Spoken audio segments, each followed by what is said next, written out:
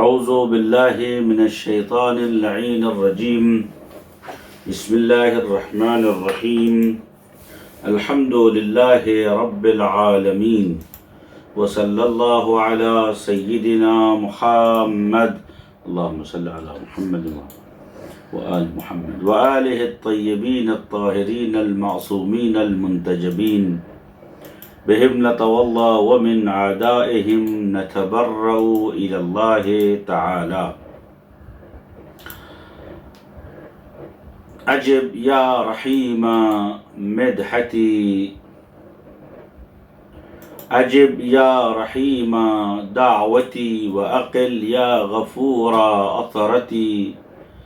فكم يا إلهي من كربة قد فرجتها يا فرجتها، وهموم قد كشفتها، وأطرة قد أقلتها، ورحمة قد نشرتها، وحلقة بلاء قد فككتها.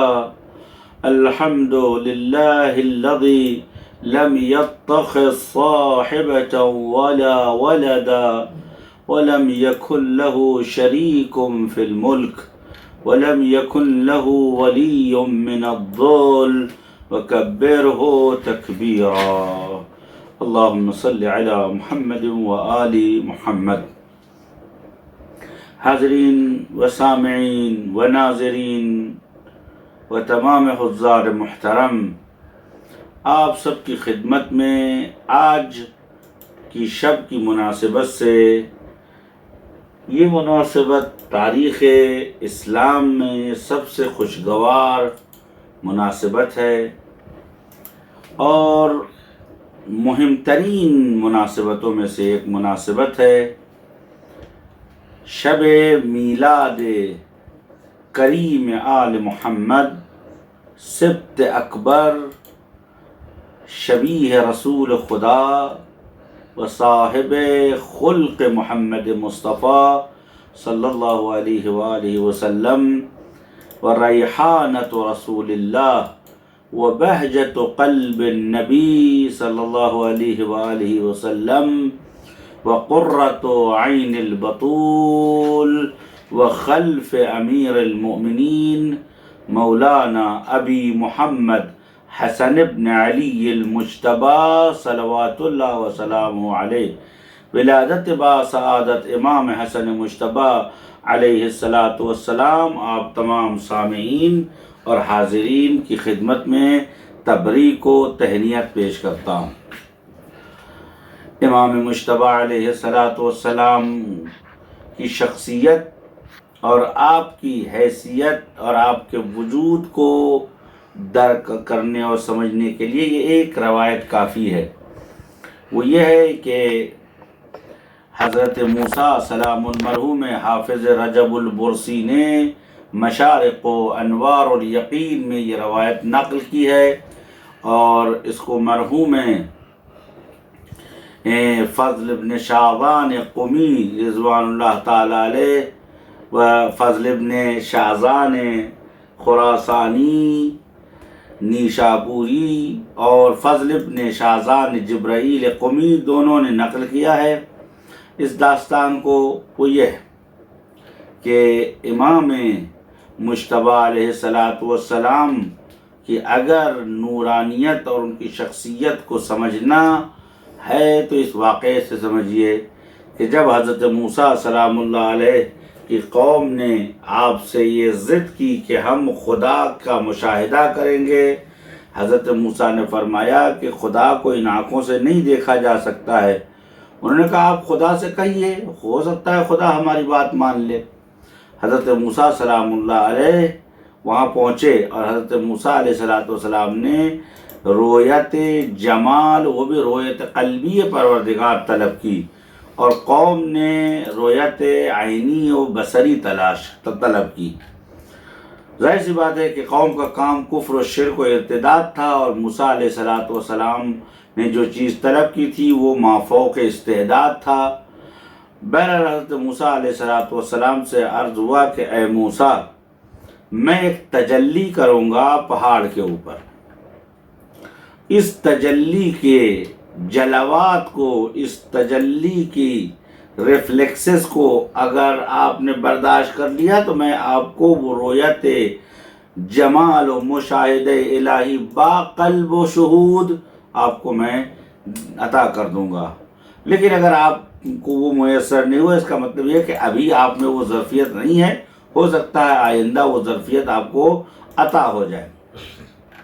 پروردگار، باقی قوم کا جو حشر تھا وہ قوم ہلاک ہو چکی تھی۔ آیت میں ہے کہ فلما تجلی ربہ فوق الجبل، جب پروردگار عالم نے پہاڑ کے اوپر تجلی فرمائی، فخر موسیٰ صعقا، حضرت موسیٰ علیہ السلام گرے، بے ہوش ہو گئے، پہاڑ بھی دکا ہو گیا، پہاڑ بھی چور چور ہو گیا، اور وہ لوگ سب کے سب جل کے راکھ ہو گئے۔ بعدہ حضرت موسیٰ علیہ السلام چونکہ معرفت کا شجر اور درخت، شجر طوفہ حضرت موسیٰ علیہ السلام کے پاس تھا، اولو العزم پیغمبر تھے، لیکن اس مقام کو ابھی حاصل نہیں تھا انہیں۔ حضرت موسیٰ علیہ السلام جب ہوش میں آئے تو ایسے صورت پڑھنے والے یہ سب تو ہلاک ہو گئے ہیں، لوگ میری قوم کہیں گی کہ انہیں جا کے موسیٰ نے موت کے گھاٹ اٹھا دیا، لہذا خدا تیری بارگاہ میں گزارش ہے انہیں زندہ کر۔ خدا نے دوبارہ حضرت موسیٰ کی کرامت کے لیے زندہ کیا۔ روایتوں میں ہے کہ وہ تجلی جو تھی وہ در واقع نور امام حسن مجتبیٰ تھا، جو بعنوان مظہر و تجلی صفات پروردگار اس پہاڑ پر چمکا، کہ اس نور تجلی کی ذرا سی ضیاء کو تحمل کرنا پیغمبر اولو العزم کے لیے ایک دشوار کام ہو گیا۔ خوب یہ ہے امام حسن مجتبیٰ سلام اللہ علیہ۔ امام مجتبیٰ علیہ السلام کی ولادت بہت سے مسائل کو حل کرتی ہے۔ پہلا مسئلہ یہ ہے کہ حضور سرور کائنات جب مکے سے مدینہ آئے تو آپ کی عمر جو ہے تقریباً 53 کے اوپر ہو چکی تھی۔ 53 سال کے آپ ہو چکے تھے کہ جب آپ مدینہ تشریف لے آئے، اور کفار قریش آپ کو ابتر کہتے تھے۔ ایک دن آپ کفار قریش کے بیٹھکے، جس کو عربی میں اندیا کہتے ہیں، وہاں سے گزر رہے تھے تو سعاص بن وائل سہمی اور ولید مخدومی، ولید شرابی نہیں، ولید مخدومی جو بنی ثقیف کا تھا، اور دیگر کفار قریش بیٹھے ہوئے تھے، تو انہوں نے پیغمبر کو سنا کے کہا کہ دیکھو وہ ابتر آ رہا ہے۔ تو کسی نے کہا کہ انہو سیموت، یہ عنقریب دنیا سے چلا جائے گا، ہم کو اس سے نجات مل جائے گی۔ بہرحال حضور کے دل پہ یہ بات لگی۔ اس کے بعد یہ آیت نازل ہوئی، سورہ نازل، بسم اللہ الرحمن الرحیم، انا اعطیناک الکوثر فصلی لربک وانحر ان شانئک هو الابتر۔ میرے حبیب، ہم نے آپ کو کوثر عطا کیا ہے، تمام خوبیاں عطا کر دی ہے، اور آپ خدا کی بارگاہ میں جو ہے آپ شکرانے کی نماز ادا کیجئے، خدا کے لیے قربانی دیجئے، فصلی لربک وانحر، اور اپنے پروردگار کے ان شانئک هو الابتر، اور آپ کا دشمن ابتر ہے۔ پیغمبر گرامی اسلام صلی اللہ علیہ وسلم کو عنقریب بشارت دی گئی۔ حضرت زہرا سلام اللہ علیہ دنیا میں آئیں۔ حضرت زہرا سلام اللہ علیہ کا عقد مدینے میں ہجرت کے بعد آ کے کر دیا گیا، اور امام حسن مجتبیٰ علیہ السلام سال بھر کے بعد دنیا میں تشریف لے آئے۔ امام حسن مجتبیٰ وعدہ الہی کی کہ تحقق اور وجود میں آنے اور صداقت کی دلیل ہیں۔ امام حسن مجتبیٰ در واقع نسل پیغمبر کی ضمانت کی دلیل ہے۔ پیغمبر صلی اللہ علیہ وآلہ وسلم کو طعن ابتریت سے خارج ہونے کے لیے کی دلیل ہے۔ پیغمبر صلی اللہ علیہ وسلم کے دل کی ٹھنڈک ہیں۔ امام مجتبیٰ علیہ السلام کے آنے سے دشمن مایوس ہوا، تمام دوست خوشحال ہو گئے، اہل خاندان نے رسول خدا کی نسل کو آگے بڑھتے ہوئے دیکھا۔ حضرت زہرا سلام اللہ علیہ کو امام حسن کی شکل میں اپنے بابا کا ہم شکل مل گیا، البتہ ایک بات واضح کرتا چلوں، اگر حضرت علی اکبر کو شبیہ رسول کہا جاتا، یقیناً آپ شبیہ رسول ہیں، علیہ الاف التحیت والسلام، لاکھوں درود و سلام، و اس جوان برومند با عزت و با شرف کہ جس کی گرد پا کو بھی بڑے بڑے اولیاء کو نہیں ملنا ہے، اس عظیم ہستی کو اگر شبیہ رسول کہا جاتا ہے تو ائمہ کے علاوہ وَإِلَّا سارے ائمہ علیہ الصلوۃ والسلام قولاً و فعلاً و رفتاراً و گفتار و رفتار و انداز میں اور اخلاق و خلق میں عیناً رسول خدا صلی اللہ علیہ وآلہ وسلم سے تھے۔ امام مجتبیٰ علیہ الصلوۃ والسلام خلقاً و خلقاً رسول خدا سے بہت زیادہ مشابہ تھے۔ بہت زیادہ کی لفظ میں نے استعمال کیا، وہی اصل یہ ہے کہ کانا علی صورتہ وکانا علی خلقہ وکانا علی خلقہ، اور امام مجتبیٰ علیہ الصلوۃ والسلام کو اس مقدار میں رسول خدا کے ہو بہو تھے کہ ایک سال امام مجتبیٰ اپنے بھائیوں کے ساتھ بنی ہاشم کے ساتھ حج کرنے تشریف لے گئے۔ جب آپ حج کے لیے مکے میں پہنچے تو کسی نے، جس نے حضور سرور کائنات کو کبھی دیکھا تھا، اس نے جا کے اپنے قبیلے و اطراف والوں سے کہا کہ میں نے رکن و مقام کے درمیان رسول خدا کو بیٹھا دیکھا ہے۔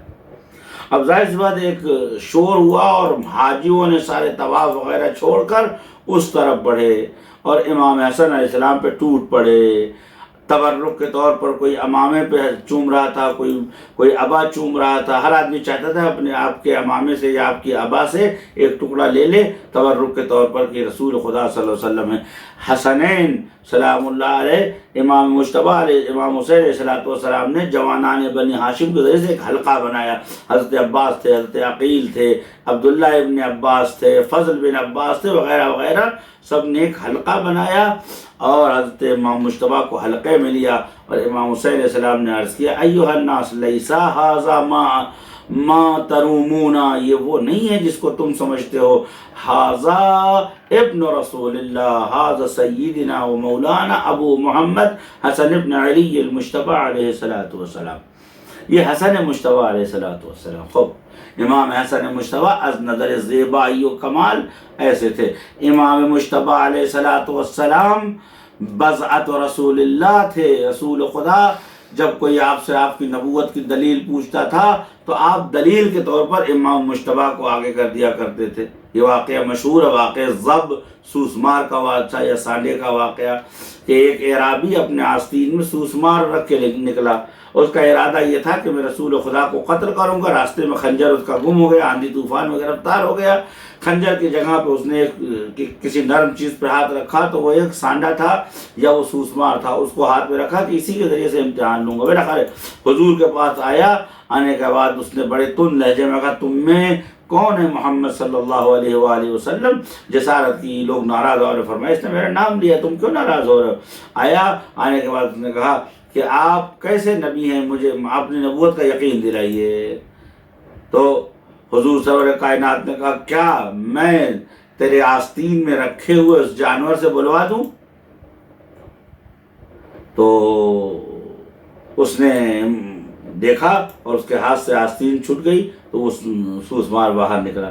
حضور نے کہا کہ اگر مجھ سے نہیں سننا چاہتا اس میرے بچے سے سن لے۔ امام مجتبیٰ علیہ الصلوۃ والسلام نے اسے گفت اول گھر سے نکلنے کے لحظے سے لے کر یہاں تک آنے والے تمام واقعات کو بیان کیا تو یہ کہتا ہے کہ یا رسول اللہ کأنہ معی فی سفری و حضری، یہ تو ایسے بتا رہے جیسے میرے ساتھ، فرمایا انہ منی وانا منہ۔ اس کے بعد حضور سرور کائنات فرماتے ہیں کہ بتا تجھے نبوت کی گواہی چاہیے؟ اس نے کہا کہ ہاں، لیکن جب سب کچھ اس نے کہا ہے تو اسی سے کہیے کہ میرے سوسمار کو بلوا دے۔ امام مجتبیٰ نے فرمایا میں فرزند رسول خدا ہوں، اے سوسمار تجھ سے کہتا ہوں کہ تو گواہی دے دے۔ سوسمار نے زبان کھولی اور فصیح عربی لہجے میں فرمایا لا تنعظ ھذا رسول اللہ صلی اللہ علیہ وآلہ وسلم وھذا ابنہ حقا، وہ مسلمان ہو گیا۔ گیا. منی و منی، یہ مجھ سے ہے، میں اس سے ہوں.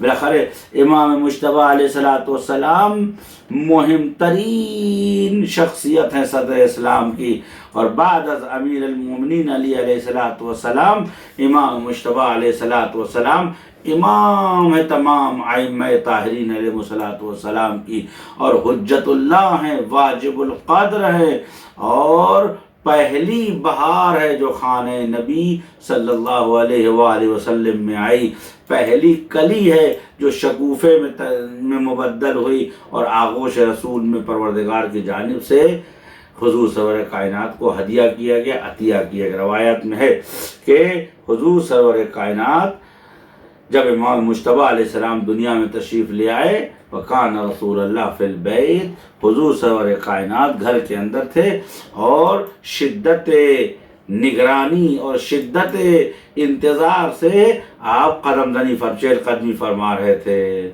جیسے ہی امام حسن مجتبیٰ کے دنیا میں آنے کی خبر آئی، آپ نے ام الفضل سے کہا ناولینی ابنی، اے ام فضل، اے زن عباس بن عبد المطلب، اے چچی جان میرا بچہ مجھے لا کے دو. فرمایا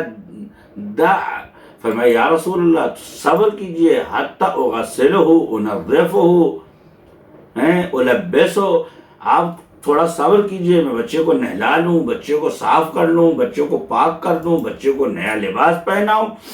فرائنا علی وجہ رسول اللہ آثار الغضب، ہم نے رسول کے چہرے پہ غصے کے آثار دیکھے.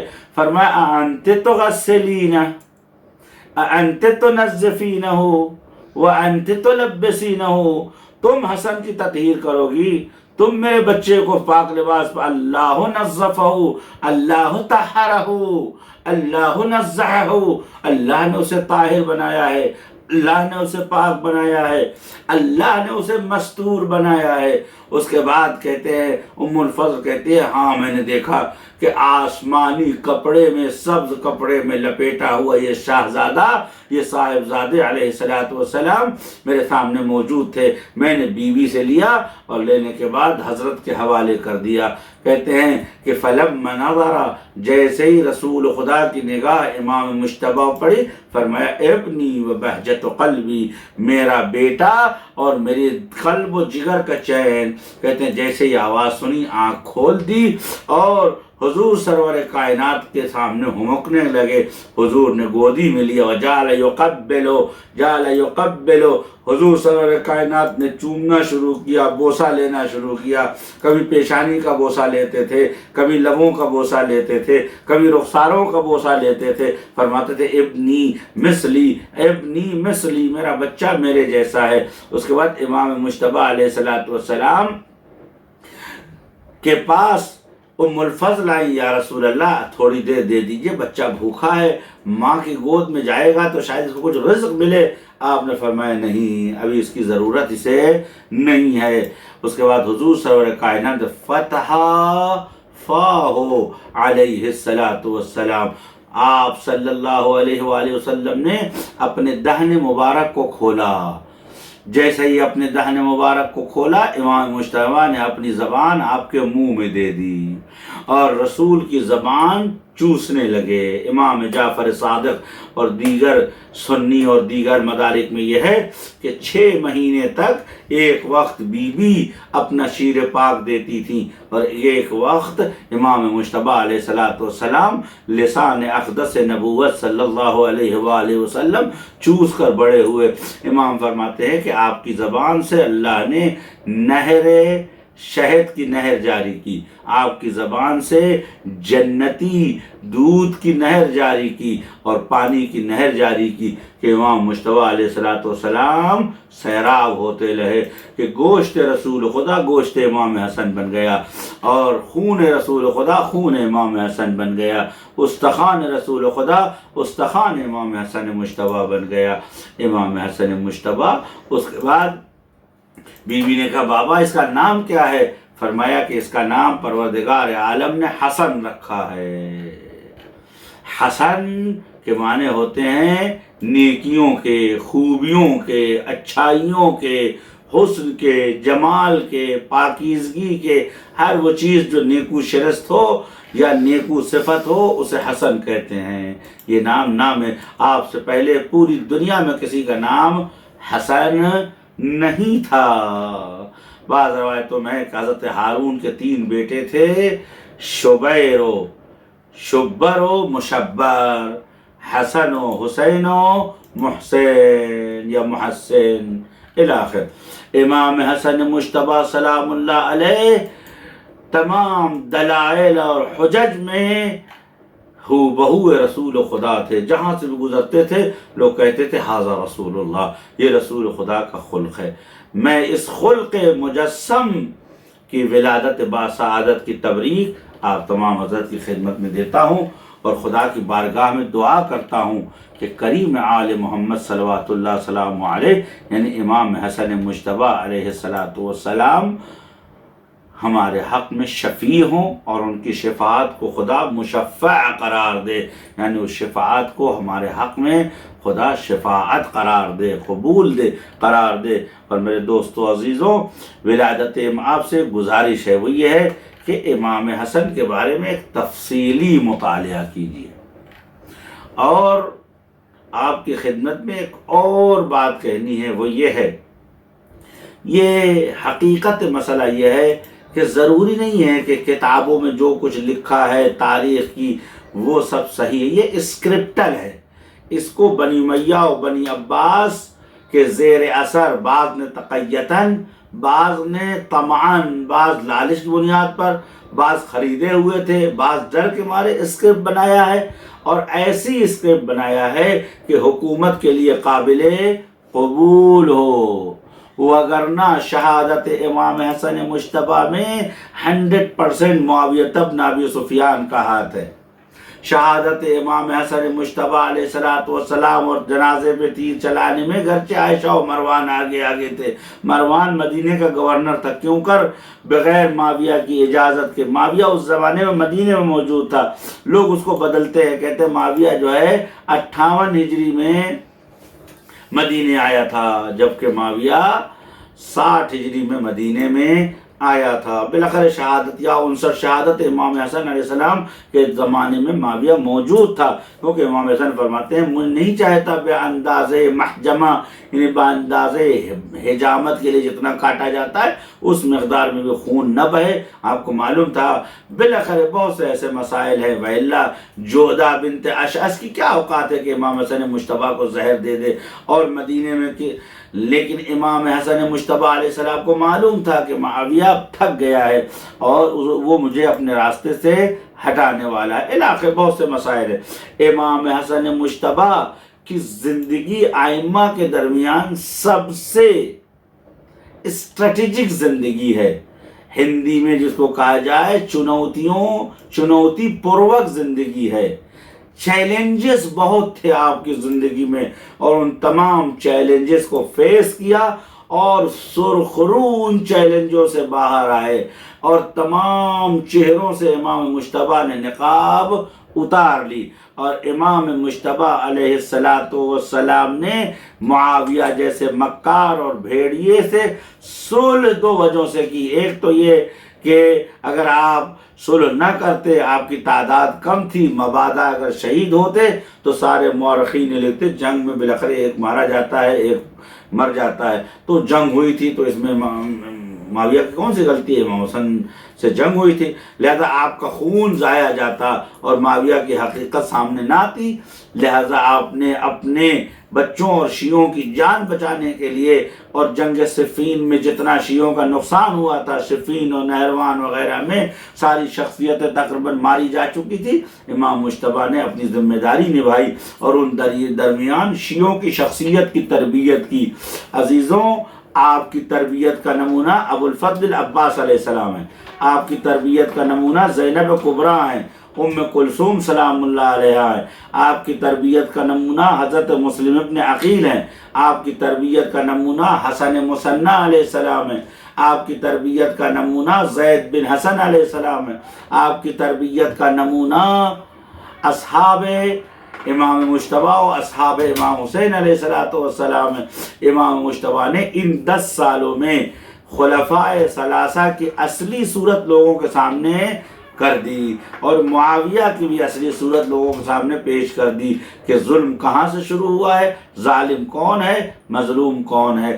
امام مجتبیٰ علیہ السلام کے سلسلے میں گفتگو کرنے کے لیے بہت سے مسائل کو یکجا رکھ کے فیصلہ کرنا ہوگا کہ امام حسن علیہ السلام کا دور پرآشوب ترین دور ہوگا، اور امام حسن کے لیے رسول خدا نے فرمایا جس طرح میں نے صلح کر کے خون ریزی سے بچایا، اسی طریقے سے حسن میری امت میں خون ریزی سے لوگوں کو بچا، اس لیے کہ خون ریزی ہوتی، شہادت نہ ہوتی، امام علیہ السلام شہید ہو جاتے، اس کے بعد قصاص اور غیر و ذالک میں جنگیں ہوتی، مومنین مارے جاتے، عام لوگ مارے، نتیجہ کچھ نہ ہوتا۔ امام نے صلح کیا تاکہ معاویہ کی حقیقت کھل جائے، اور معاویہ جیسے ہی کوفے میں پہنچا پہلے خطبے میں کہتا سنو لوگوں، میں نہیں آیا ہوں کہ حلال و حرام بیان کروں یا نماز پڑھوں یا دین زندہ، انما جئتکم لأرقب علی اعناقکم یا ارقب اناسی، تاکہ میں تمہاری گردنوں پہ سوار ہو جاؤں۔ لوگوں کی سمجھ میں آ گیا کہ معاویہ جس کو ہم مومن سمجھتے تھے پہلے، یہ معاویہ کس شیطان کا نام ہے، کس دشمن انسانیت کا نام ہے۔ بس افسوس اس بات کا ہے کہ برادران اہل سنت کی آنکھوں سے آج بھی پٹی نہیں کھلی ہے کہ معاویہ کو رضی اللہ عنہ کہتے ہیں، جبکہ معاویہ مشرکوں میں بھی بدترین انسان ہے۔ لیکن انشاءاللہ ایک زمانہ آئے گا، کیونکہ امام حسن مجتبیٰ کے خلاف بہت سے شبہات ہیں، ان شبہات کے جوابات بھی موجود ہیں، لیکن بنی عباس سے لے کر بنی امیہ نے امام حسن پہ ایسے شبہات لگائے تاکہ اصل بات چھپ کے رہ جائے کہ معاویہ کتنا خطرناک انسان تھا، اور معاویہ غاصب تھا، نہ مستحق خلافت تھا اور نہ قابل بیعت تھا۔ امام حسن مجتبیٰ علیہ السلام نے کربلا کی بنیاد اپنی صلح سے رکھی تھی، اور آج اگر امام حسین کو کامیابی و پیروزی ہے تو یہ امام حسن مجتبیٰ کی قربانیوں کی وجہ سے ہے۔ اور آج اگر کربلا اور بعد کربلا عظیم شخصیت سادات کرام میں ہے تو یہ دونوں بھائیوں کی کاوش اور دونوں بھائیوں کی تربیت، خصوصاً تربیت امام مجتبیٰ علیہ السلام ہے۔ لہذا میں آپ سب کو میں اس وقت مختصر وقت میں اس سے زیادہ نہیں کہہ سکتا، بس اتنا کہنا چاہتا ہوں کہ ایک بار پھر سے امام حسن مجتبیٰ علیہ السلام کی شخصیت کو مورد مطالعہ قرار دیجئے۔ امام مجتبیٰ علیہ السلام کی مردانگی، بہادری، شجاعت، البتہ ائمہ کے لیے یہ ثابت کرنا کوئی بڑی بات نہیں ہے کہ ائمہ کو سیکھنا نہیں پڑتا، وہ اس دنیا سے جب آتے ہیں اس دنیا میں تو تمام علوم کے ماہر ہوتے ہیں، لیکن امام مجتبیٰ علیہ السلام وہ کام جو مولا علی کا 40 سے 45 ہزار کا لشکر 3 دن نہ کر سکا، جب معاویہ کے لشکر نے فرات پہ قبضہ کر لیا تھا، صرف حسنین سلام اللہ علیہما نے بے اذن امیر المومنین گھاٹ چھین لیا اور معاویہ کے 30,000 کار آزمودہ سپاہیوں کو بھاگنے پر مجبور کر دیا۔ اہل ادب عربی اور اہل تاریخ نے یہ ثبت کیا ہے، بعض شعراء نے اس کو اپنے شعر میں بھی ڈھالا ہے کہ کأنہ نبی الکریم یصارع فی المیدان وفی یدہ سیف علی وید اللہ بحمد اللہ فی الغفران وعفرت السیوف علی رؤوس الکفرۃ والفجرہ۔ ایسی الہی تلوار ان کے ہاتھ میں صورت نبی کی ہے، سیرت امیر المؤمنین کی ہے، اور حضرت امیر نے پورے جنگ صفین میں ان کی جانثاریوں کو دیکھ کے کہتے تھے کفو ان ابناء رسول اللہ، کفو ان ابناء رسول اللہ فإنہم عظمت دینکم وعصمت امورکم، بچاؤ میرے دونوں بچوں کو، حسن حسین کو، رسول کے بچوں کو، اس لیے کہ یہ دین کی سند ہیں۔ امیر المومنین جانتے تھے کہ یہ بچے جانثاری سے دور نہیں ہیں، اور انشاءاللہ کبھی موقع رہا تو حضرت امام مجتبیٰ نے ایک مناظرہ کیا ہے جس میں معاویہ تھا، جس میں مروان تھا، جس میں ابان ابن عثمان تھا، جس میں عبد الرحمن ابن ابی بکر تھا، جس کے اندر عبید اللہ ابن عمر تھا، جس کے اندر تمام خالد بن ولید تھا، عبد الرحمن بن خالد بن ولید تھا، بدترین افراد اس کے اندر موجود تھے، اور سب حضرت امیر کو برا بھلا کہے۔ امام حسن مجتبیٰ نے سب کو جواب دیا، اور اس دن اس مجلس میں اس سے زیادہ کبھی بنی امیہ ذلیل و خوار نہیں ہوئے۔ اور امام مجتبیٰ علیہ السلام، ایک جملہ نقل کرو، اپنی بات کو تمام کرو، عثمان کے بیٹے ابان نے کہا کہ اب آپ سمجھ جائیے، پہلے تو آپ کو ہم کھری کھری سنائیں گے اور اس کے بعد آپ کا سر قلم کریں گے۔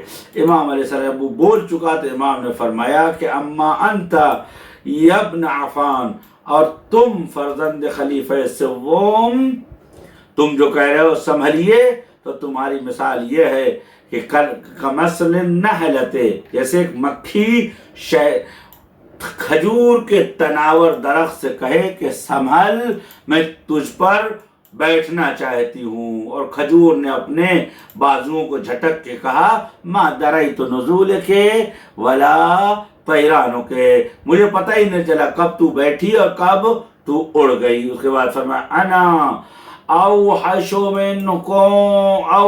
بکم فی وحدتی، میں اکیلا تم سب کے درمیان ہوں گا اور تم ڈرو گے، کانپو گے، گھبراؤ گے۔ امام مجتبیٰ سلام اللہ علیہ بالکل رحمانیت پروردگار اور غضب و جلال و قہاریت پروردگار کا نمونہ تھے، ارحم الراحمین کی تصویر تھے، ان مقامات پر جہاں بذل ہو، بخشش ہو، بزرگواری ہو، اور اشد المعاقبین تھے جہاں کے اوپر عذاب ہو، سختی ہو۔ امام حسن مجتبیٰ سلام اللہ علیہ کی توفیقات اور دعائیں ہم کو نصیب ہوں۔ ایک بات اور کہتا چلوں کہ آج کا دن جو گزرا ہے وہ شہادت مرد عظیم، وہ کون ہے؟ وہ جس کا احسان ہے ان تمام شیعوں کے اوپر، وہ کوئی معمولی شخصیت نہیں ہے۔ عبد البر الاستیعاب میں 4 جلد اور صفحہ نمبر 1465 میں کہتے ہیں ہوا مختار بن ابی عبیدہ بن مسعود بن متعب بن مالک بن کعب بن عمر بن سعد بن عوف بن ثقیف بن منبع بن یعلی الثقفی من عرب عدنان، یعنی کہ تمام آبا طائف کے سرداروں میں سے تھے۔ اس کے بعد اب ابن عبد البر قرطبی یہ سنی یہ کہتا ہے کان معدودا من اہل الفضل والخیر، مختار مشہور تھے اپنی فضیلت اور خوبیوں میں اور خیر اور اپنی اچھائیوں کی وجہ سے دین آپ کو کہا جاتا تھا۔ مختار از نظر شجاعت، از نظر مردانگی اپنے زمانے کے شجاع ترین لوگوں میں آپ کا شمار ہوتا تھا، اور آپ اتنے زیادہ باہوش اور سمجھدار اور زیرک اور ہوشیار تھے کہ آپ کو ابو کیسان یا ابو کیس کہا جاتا تھا، یعنی ہوشیاروں اور عاقلوں اور سمجھداروں کا باپ۔ حضرت مختار رضوان اللہ تعالی کے سلسلے میں بعض وقت بعض لوگ جسارت کرتے ہیں، تہمت لگاتے ہیں کہ مختار کا قیام اسلامی نہیں تھا، مختار نے خدا کے لیے قیام نہیں کیا۔ پہلی بات تو یہ ہے کہ کیا آپ مختار کے دل میں بیٹھتے ہیں کہ مختار نے خدا کے لیے قیام نہیں کیا تھا؟ اچھا اگر خدا کے لیے قیام کرتے تو کیا کرتے؟ مگر مختار نے اپنے قیام کے درمیان حدود الہی کو زندہ نہیں کیا، مگر مختار نے اپنے قیام کے درمیان نماز کو اقامہ نہیں کیا، مگر مختار نے اپنے قیام کے درمیان سادات کو خمس نہیں پہنچایا، مگر مختار نے اپنے قیام اور اپنی حکومت کے درمیان مظلوموں کو مدد نہیں پہنچائی، مگر مختار نے اپنے قیام کے درمیان مدینے میں امام علیہ السلام کی خدمت میں تحفے، تحائف، خمس اور رقوم شریعہ اور عرض سلام و ادب نہیں بھیجوایا، مگر مختار نے اپنے قیام کے درمیان آل زبیر جو دشمن اہل بیت تھے اور خلیفہ اول کی سیرتوں کو زندہ کرنا چاہتے تھے، اور اسی میں بغض تھا ان کو علی اور آل علی سے۔ انہوں نے حضرت محمد حنفیہ کو ایک گھاس اور پوس کے جھوپڑے میں بند کیا اور پورے بنی ہاشم کو آگ لگانے کا پروگرام بنایا تھا، مگر مختار نے نہیں چھڑوایا۔ اگر غیر اسلامی تھے تو یہ کیا، اسلامی ہوتے تو کیا کرتے؟ مگر مختار نے 10,000 بلکہ بے روایت 30 سے 40,000 دشمن امام حسین اور قاتلین اہل بیت کو جہنم کا ٹھکانہ نہیں بنایا۔ پھر آپ کہتے ہیں مختار، کون کہتا ہے مختار کو ہم معصوم مانتے ہیں؟ کون کہتا ہے مختار کے لیے آیت تطہیر نازل ہوئی ہے؟ لیکن مختار کے اوپر انگلی اٹھانا یا مین میخ نکالنا، اس کا مطلب یہ ہے کہ آپ دشمن کو خوش کر رہے ہیں۔ اس کا مطلب یہ ہے کوئی بھی دشمن کو خوش، مختار مرحوم آیت اللہ العظمیٰ خوئی نے کتاب لکھی ہے مختار آل محمد، مختار کو نسبت دیا کہ مختار اصل ان لوگوں میں سے تھے کہ جن کا جھکاؤ اور لگاؤ اور شدید قلبی آل محمد صلوات اللہ وسلامہ علیہ تھا۔ مختار کیسانیت سے بھی بری ہیں، مختار نے کبھی ادعا نہیں کیا، محمد حنفیہ نے بھی کوئی اس قسم کا دعویٰ نہیں کیا، بلکہ محمد حنفیہ نائب امام حسین امام زین العابدین علیہ السلام تھے۔ اور اگر انہوں مدینے نہیں، کربلا نہیں گئے، بعض لوگ اپنی تقریروں میں کہتے ہیں صاحب عبداللہ بن جعفر جو ہے نہیں گئے، بعض لوگ کہتے ہیں کہ صاحب حضرت محمد حنفیہ نہیں گئے۔ پہلی بات تو یہ ہے کہ یہ لوگ اسٹریٹجی افوار کو نہیں جانتے، قبیلے کی اسٹریٹجی کو نہیں جانتے۔ کیا آپ یہ چاہتے ہیں، ہم یہ چاہتے ہیں کہ امام حسین سارے مردوں کو لے جاتے اور سب مارے جاتے، اس کے بعد اگر کوئی معاملہ پیش آتا تو بیوہ عورتیں جا کے محکمے میں کھڑی ہوتی؟ یا تو کہ ایسا سلسلہ ختم ہو جانا تھا بنی ہاشم کا، امامت کا اور ان کی عظمت و بزرگواری کا، کہ چند عورتیں چند سال بیوہ رہتی، بعد میں ختم ہو جاتی، لیکن قیامت تک بنی ہاشم کو باقی رہنا تھا۔ تو کیا آپ چاہتے ہیں، میں چاہتا ہوں کہ بنی ہاشم میں کچھ ایسے استخوان اور عظمت کے منارے زندہ نہ رہیں تاکہ بیوہ عورتیں جائیں میدان میں، بیوہ عورتیں جائیں مسجد میں، بیوہ عورتیں جائیں مسائل کو بیان کرنے۔ لہذا امام حسین علیہ السلام نے اسٹریٹجی افوار اور خاندان کے باقی رہنے کی اسٹریٹجی بنائی۔ وہ یہ ہے کہ وہ لوگ جو تعداد میں ضرور کم تھے لیکن از نظر علم، فضل، شہرت، مردانگی، آگاہی، شرف پوری دنیا اسلام میں مشہور تھے، اور ان کے پاس علی الظاہر عذر شرعی بھی تھا، انہیں نہیں لے گئے تاکہ وہ کبھی مثلا عبداللہ ابن عباس کو، عبداللہ ابن عباس حبر الامہ ہیں، عبداللہ ابن عباس کو خلفاء بھی اہمیت دیتے تھے، عبداللہ ابن عباس علمی شخصیت تھے، عبداللہ ابن عباس معاویہ کے زمانے میں آنکھوں سے آنکھ ملا کے بحث کرتے تھے، لہذا عبداللہ بن عباس کو باقی رکھا کہ ان کی آنکھیں چلی گئی ہیں، عبداللہ ابن عباس باقی رہے تاکہ نہ کہا جائے بنی ہاشم میں صرف بیوہ عورتیں رہ گئیں۔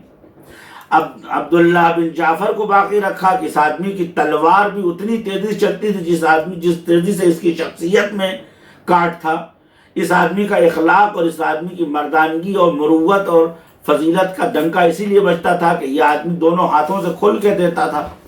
لہذا سخی مرد، بہادر، تاجر، مرد شریف مشہور ان کو چھوڑا، گرچہ ضعیفی تھی، جنگ صفین میں زخمی تھے، بلاخر ایک عذر ظاہری تھا، نہ بھی ہوتا تو ہمیں کوئی پرواہ نہیں ہے، اس لیے کہ امام حسین نے ان کو باقی رکھا۔ حضرت محمد حنفیہ کے لیے روایت موجود ہے، اما انت یا اخی، اور آپ اے بھائی محمد حنفیہ، کن لنا عینن، اے محمد حنفیہ آپ ہماری آنکھ بن جائیے،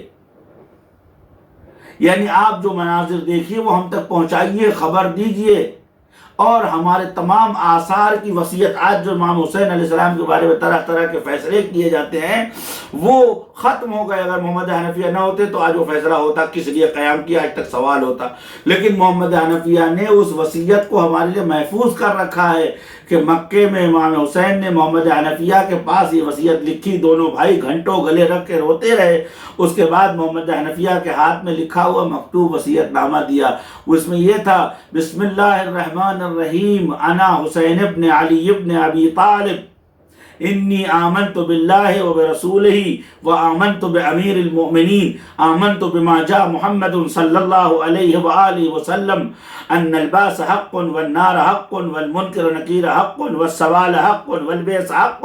اس کے بعد فإنی لم اخرج اشرا ولا بطرا ولا ظالما ولا مفسدا. میں جو جا رہا ہوں نہ ظلم پھیلانے جا رہا ہوں، نہ پکنک منانے جا رہا ہوں، نہ فساد کرنے جا. انما خرجت لطلب اصلاح امت جدی رسول اللہ صلی اللہ علیہ وآلہ وسلم. میں جو جا رہا ہوں جد کی امت کو کی اصلاح کرنے کے لیے. اسیر بسیرت جدی و ابی وآمر بالمعروف وانہا عن المنکر. میں اپنے جد کی اور بابا کی سیرت پہ عمل کروں گا، لوگوں کو برائیوں سے روکوں گا، اچھائیوں کی طرف بلاؤں گا. زمانے کو سامنے رکھ دیا کہ لا یعرف الا بالمنکر ولا ینکر الا بالمعروف. آج زمانہ الٹ چکا ہے، برائیوں کا حکم دیا جاتا ہے، اچھائیوں سے روکا جاتا ہے. یہ وصیت نامہ حضرت محمد حنفیہ نے ہمارے لیے حفظ کیا. لہذا یہ بزرگان جو تھے یہ ائمہ طاہرین کی باہمی رضا کی بنیاد پر معاشرے کے اندر موجود تھے، تاکہ کل کے کوئی مسئلہ پڑے تو خاندان بنی ہاشم میں مردوں کا فقدان تھا، یہاں تک کہ بچے بڑے ہو جائیں اور دوبارہ بنی ہاشم کو وہ. یزید کیا کہتا ہے؟ انا قتلنا القرما بنی ہاشم. ہم نے بنی ہاشم کے سرداروں کو مار دیا ہے. فاعتدلن ببدر اعتدلن ببدر فاعتدل. اے محمد صلی اللہ میں وہ بدتمیز تو کہہ رہا تھا، اے محمد بدر کا بدلہ ہم نے لے لیا. یا لیت اشیافی ببدر. محمد حنفیہ نے اجازت دی مختار کو. خوب مختار غیر اسلامی آنی چاہیے، جس نے 40,000 دشمن اہل بیت کو قتل کیا ہو، غارت کیا ہو، فلاکت و فساد تک پہنچایا ہو. خوب اس کے اوپر شک کرنا ایسا ہی ہے جیسے آپ دنیا شیعت پہ شک کر رہے ہیں. اولا. ثانیاً مختار ثقفی کے لیے ہمارے پاس واضح روایات موجود ہیں. امام حسین نے اپنے خطبہ میں کہا، فرمایا اللہم سلط علیہم، ان کے اوپر مسلط فرما ایک جوان بنی ثقیف، مرد بزرگوار ثقیف کو، کہ لا یرحم علیہم، ان پر رحم نہ کرے. امیر المومنین حضرت مختار کو دیکھ کے کہتے ہیں وَقَدْ قُضِيَ لَكَ الْأَمْرُ، تمہارے لیے پہلے سے فیصلہ ہو چکا ہے کہ تم میرے لال حسین کے خون کا بدلہ لوگے. مختار ثقفی کے بیٹے ابو حکم یا ابو ثابت امام محمد باقر سے ملنے گئے.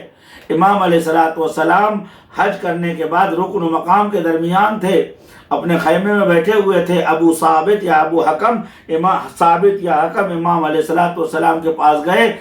سن زیادہ تھا، داڑھی سفید تھی، چاہا کہ امام کو چومے اور امام سے گلے لگا لیں. امام علیہ السلام نے فرمایا کہ میں تھک گیا ہوں. انہوں نے کہا کہ ابن رسول اللہ، آپ مجھے جانتے ہیں میں کون ہوں؟ فرمایا کہو کون ہوں؟ کہ میں ثابت ہوں، پسر مختار بن ابی عبیدہ مسعود بن متعب ثقفی ہوں.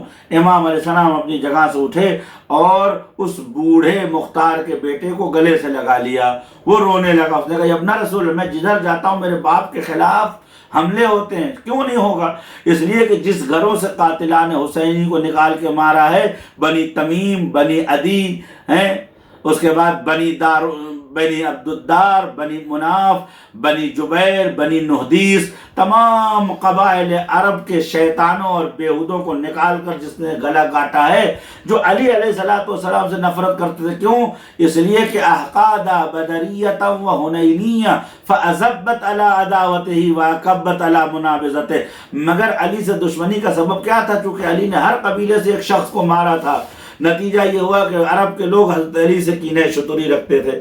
حضرت زہرا نے اپنے خطبے میں نہیں فرمایا زہرا حسیقۃ الایمان، ان سے نفاق، حسیقۃ النفاق، نفاق کے کانٹے باہر آ رہے ہیں. مقصد کہنے کا یہ ہے کہ امیر المومنین جیسی عظیم شخصیت جس کی محبت ایمان ہے اور جس کی دشمنی کفر و نفاق ہے، اس سے لوگ دشمنی کرتے تھے. کیوں؟ اس لیے کہ مولا علی علیہ السلام نے دشمنوں کو واصل نار کیا تھا. تو مختار کے لیے تو کوئی حدیث بھی نہیں کہ مختار کی دوستی یا دشمنی دین اسلام ہے. تو مختار تو بالکل بے دفاع انسان ہے، لہذا مختار سے نفرت کرنا فطری بات ہے. مختار کا بیٹا کہتا ہے، کوئی کہتا ہے مختار نے نبوت کا دعویٰ کیا، کوئی کہتا ہے مختار نے علم غیب کا دعویٰ کیا، کسی نے کہا مختار نے خلیفہ کے خلاف. یہ بالکل وہ سب سنی ذہنیت ہے. ہماری نظر میں آل زبیر نہ خلیفہ تھے نہ ہو سکتے ہیں، ہماری نظر میں بنی امیہ نہ خلیفہ ہیں نہ ہو سکتے. خلیفہ کیا؟ یہ لوگوں کو ہم انسان نہیں سمجھتے، خلیفہ کیا ہے؟ تو مختار کا خروج ان کے مقابلے میں. مگر ہماری روایتوں میں نہیں ہے کہ من سب نبیا فاقتلوہ واذا قتلتم قتلتم. اگر کوئی نبی کو گالیاں دے رہا ہے تو تم قتل کر دو. اگر تم ثابت نہیں کر سکے کہ اس نے گالی دی ہے تو قتل کیے جاؤ گے، لیکن وانتم شہید، لیکن تم شہید کا درجہ رکھو گے. اگر رسول خدا کو برا بھلا کہا جائے تو اجازت کی ضرورت ہے. مگر امام خمینی نے نہیں فرمایا کہ سلمان رشدی کے لیے فتویٰ دینے کی ضرورت ہی نہیں ہے. جو بھی نبی پہ سب کرے، گالیاں دے، برا بھلا کہے، وہ واجب القتل ہے. خوب سب مہم ہے یا خاندان رسول کے سروں سے چادر چھین لینا مہم ہے؟ سب بڑی چیز ہے یا جنازے پہ گھوڑا دوڑانا بڑی چیز ہے؟ خیموں میں آگ لگانا بڑی چیز ہے؟ سادات کرام نبی کریم کی بیٹیوں کے ہاتھ گردن سے باندھنا بڑی چیز ہے؟ تصفح وجوہہم البادی والعاقف، شہر بہ شہر پھرانا، کوفے میں سر بازار لے جانا، دربار میں یزید و ابن زیاد کے سامنے سادات کرام کو لے جانا، سر اقدس کے اوپر چھڑی مارنا، خوب یہ سب سے بدتر ہے.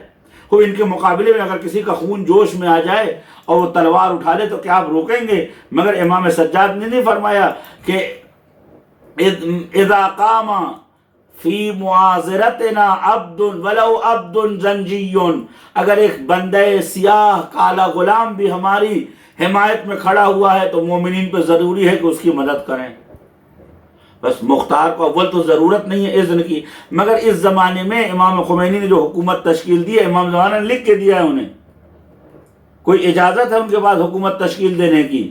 نہیں. لیکن عمومی روایات موجود ہیں جو یہ کہتی ہیں کہ بابا جہاں ظلم ہوتا ہے آپ روک سکتے ہو تو روکو، جہاں حدود الہی کو آپ جاری کر سکتے ہو کرو، جہاں قرآن کی حاکمیت کو زندہ کر سکتے ہو کرو، جہاں مظلوم کے ہاتھوں کو مضبوطی سے پکڑ سکتے ہو پکڑو، جہاں ظالم کے پنجے مروڑ سکتے ہو مروڑو. مگر امام خمینی نہیں فرماتے ہماری حکومت صالحان کی حکومت ہے، جس کے لیے قرآن فرماتا ہے نرید ان نمن علی الذین استضعفوا فی الارض نجعلہم ائمۃ ونجعلہم الوارثین. ہم چاہتے ہیں جو لوگ مظلوم واقع ہوئے ہیں ان کے اوپر احسان کریں، ان کو حکومت. یہ مظلوموں کی حکومت ہے، یعنی وہ لوگ کہ جو کل تک مظلوم تھے، دنیا کے ظالموں جابروں کے اختیار میں تھے، آج انہوں نے اپنا فیصلہ خود کرنا شروع کر دیا. اگر مختار رضوان اللہ تعالی علیہ نے کوفے کے مٹھی بھر شیعوں کو نجات دینے کے لیے اگر تخت پر بیٹھ گئے تو کون سی بری بات ہے؟ اور مختار کا مقصد نیک تھا. اگر مختار دنیا دار ہوتے تو قاتل حسین کو نہ چھیڑتے. مختار اگر دنیا دار ہوتے تو آل زبیر سے دشمنی نہ کرتے. مختار اگر دنیا دار ہوتے تو لشکر بنی امیہ شام کے حدود تک نہ بھیجتے. عامر کو لاکھ فوجیوں کے ساتھ تباہ و برباد نہ کرتے، بلکہ سب کو خط لکھتے جو ہوا سو ہوا، ہم مل جل کے چاہتے حکومت کرنا. مختار شاید 50 سال حکومت کرتے. بلکہ میرا اپنا تاریخی تجزیہ یہ ہے کہ مختار اگر اپنے شیعہ ہونے کو شو نہیں کرتے، دکھاتے نہیں، اور یہ کہتے کہ صاحب ہم سے کیا مطلب، ہم خلافت کو زندہ کرنا چاہتے ہیں، تو مختار سے بڑا با اصل و نسب اہل بیت کے علاوہ اس علاقے میں کوئی نہیں تھا. مختار سب کو دعوت دے، سب مختار کو پہچانتے تھے. ہو سکتا ہے کہ مختار کو خلافت مل جاتی، چونکہ یزید مر چکا تھا، شام میں کوئی خلیفہ خلافت کے لائق نہیں تھا. عبداللہ ابن زبیر ایک روباہ مکار تھا، اس کو کوئی خلیفہ ماننے کو تیار نہیں تھا. اگر مختار ذرا سا دنیا کے ساتھ اپنے کو ملوث کر لیتے تو مختار خلیفہ ہوتے، ان کی اولاد آج تک حکومت کرتی. لیکن مختار نے اختار الجنت بالدنیا، حکومت کو ختم کر دیا، جنت کو اختیار کر لیا. قاتلان حسین کو جہنم رسید کر دیا اور نتیجتاً جلدی شہید ہو گئے. 1.5 سال کی حکومت کی اور شہید ہو گئے. کیوں؟ اس لیے کہ انہوں نے جس علاقے میں ہاتھ ڈالا تھا وہ سانپ کی بل تھی. سانپ کی بل سے ایک خطرناک درندوں اور سانپوں اور بچھوؤں کو نکال کے مارا تو ظاہر بات ہے انگلی میں ڈنک لگنا ہی تھا. بس مختار رضوان اللہ تعالی علیہ غلامان امام مجتبی علیہ السلام میں سے تھے، غلامان امام حسین علیہ السلام، اور جتنے بھی الزامات ہیں سب جھوٹ ہے۔ مرحوم علامہ امام جو بھی مختار کے بارے میں غلط باتیں کرتا ہے، چونکہ تاریخ تھوڑی پڑھی ہے اور رجال پر اس کی نظر نہیں ہے، علامہ امام قانی رضوان اللہ تعالیٰ کہتے ہیں تمام شبہات جو مختار کے اوپر ہے کلھا مردود، وہ سب کے سب مختار سے دفع ہے، مختار سے دور ہے، اس لیے کہ مختار رجلون صالحون افتدى نفسه للہ ولرسولہ ولمرضات اہل بیتہ، مختار نے اپنی جان کو اہل بیت کے لیے قربان کیا ہے۔ اور یہ جو کہا جاتا ہے کہ مختار نے امام مجتبی علیہ السلام کا ساتھ نہیں دیا، یہ بھی غلط ہے۔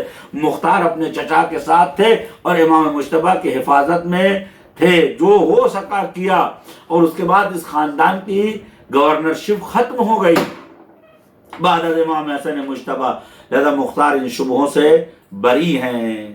اور اگر کوئی مختار کو برا بھلا کہتا ہے، میں مناظرہ نہیں کروں گا، اسے مباہلہ کرنے کے لیے تیار ہوں کہ آؤ تم کہو کہ معاویہ اچھا ہے، یزید اچھا ہے، شمر اچھا ہے، عائشہ اچھی ہیں، ابو بکر عمر عثمان اچھے ہیں، میں کہوں کہ مختار اچھے ہیں، مختار کے چچا اچھے ہیں، ابراہیم بن مالک اشتر۔ یہ تمام لوگوں کے لیے ہم پروردگار کی بارگاہ میں دعا کرتے ہیں۔ مرحوم سید رضی وغیرہ فرماتے ہیں الحمدللہ الذی آخذ بنصار وَأَزَاهَ عَنَّا الْعَارِ وَأَمَّرَ لَنَا الدَّوَّارِ، زمانے کو ہمارے لیے آباد کر دیا۔ بس میرے دوستو عزیزوں، اہل بیت طاہرین سلام اللہ علیہ، آج بھی مختار کی ضرورت ہے کہ جو اپنی جان و مال و آبرو اور اولاد و خاندان کو اہل بیت کے لیے قربان کر دے۔ ہماری جانیں قربان ہے امام حسن مجتبی علیہ السلام کے اوپر کہ آج ان کی شب ولادت ہے، اور امام حسن مجتبی علیہ السلام نے ایسے رجال شیعہ کی تربیت کی تھی کہ کچھ کربلا کے بعد، کچھ کربلا سے پہلے اور کچھ کربلا کے بہت بعد تک اہل بیت طاہرین علیہ السلام کے موقف کو زندہ کرتے رہے۔ بس میرے دوستو عزیزو، جو بات کہنی تھی وہ یہ کہنی تھی کہ آج کی مناسبت سے آپ سب کو ولادت امام حسن مجتبی بہت بہت مبارک ہو، اور حضرت مختار کی شہادت کی بھی تسلیت عرض کرتا ہوں کل کے آج دن کی بابت، اور اس عظیم جانثار پر لاکھوں درود و سلام بھیجتا ہوں کہ جس نے اپنی پوری ہستی اور حیثیت اہل بیت کے لیے لٹا دی۔ اب ظاہر سی بات ہے کہ مختار کا جرم اتنا ہے کہ مختار نے آل محمد کے لیے حمایت کیا ہے۔ کوئی حجاج بن یوسف ثقفی کے خلاف تقریر نہیں کر رہا، کوئی محمد بن قاسم جو حجاج ثقفی کا بھتیجا سادات کو قتل کرنے پاکستان آیا تھا، سندھ آیا تھا، اس کو کوئی برا بھلا نہیں کہتا، کوئی جو ہے آل امیہ و بنی عباس اور بنی مروان کو برا بھلا نہیں کہتا۔ صرف اور صرف ہر آدمی مختار کے خلاف انگلی اٹھائی جاتی ہے، وہ اس لیے کہ مختار ایک پھانس بنے ہوئے ہیں دشمنان آل محمد کے سینے میں، کہ کس طریقے سے تڑپا تڑپا کے دشمنان امام حسین کو جواسل جہنم کیا۔ اور یہ جو کہا جاتا ہے کہ انہوں نے غیر اسلامی فعل اول، تو اس میں بہت زیادہ تر روایات جو ہے وہ قصوں نے بڑھائی ہوئی ہے کہ مختار نے ایسے جلایا، ایسے پکایا، ایسے ابالا۔ مستند کتابوں میں ایسا کچھ نہیں ہے۔ مختار نے الدم بالدم، العین بالعین، الید بالید، النفس بالنفس جو قرآن نے بتایا، آنکھوں کا جواب آنکھوں سے، ہاتھوں کا جواب ہاتھ سے، گلے کا جواب گلے سے، تیر کا جواب تیر سے، تلوار کا جواب تلوار سے، عین اسلامی سزا دی ہے۔ اول تو میں نے کہیں کسی معتبر کتاب میں نہیں دیکھا کہ دیگ بنایا ہو، پکایا ہو سکتا ہے، لیکن کہیں حتیٰ کہ مختار نامہ جو بنا اس میں بھی نہیں دکھایا گیا۔ اور اگر عزیزو، یہ میری اپنی رائے ہے، اگر مختار کی طرف سے یہ کام انجام بھی پایا ہے تو ان درندوں کے لیے انسانیت اور انصاف کا تقاضا کرنا خود انسانیت کے خلاف ہے۔ روایت رسول خدا کی کہ اگر امام جعفر صادق علیہ السلام، اگر رسول خدا یا امام زمانہ امام جعفر صادق علیہ السلام فرماتے ہیں کہ امام زمانہ اگر امام حسین کے خون میں تمام لوگوں کو قتل کر دیں تب بھی کم ہے، اس لیے کہ جو خون بہایا گیا ہے اس کا کوئی جواب قیامت تک نہیں ہو سکتا ہے۔ اللہم صلی علی محمد و آل محمد وصلی علی الحسن المجتبی الامام الشہید الرشید الطیب الزکی ابن رسول اللہ وصلی اللہ علی شیعتہ و خواصہ والحمد للہ آخر دعوانا الحمد للہ رب العالمین صلی اللہ علی محمد وآلہ الطاہرین واللعنۃ الدائمہ علی اعدائہم اجمعین. والسلام علیکم ورحمۃ اللہ وبرکاتہ. اللهم ارزقني شفاعة الحسين يوم الورود وثبتني قدم صدق عندك مع الحسين وأصحاب الحسين الذين بذلوا وهجهم دون الحسين عليه السلام.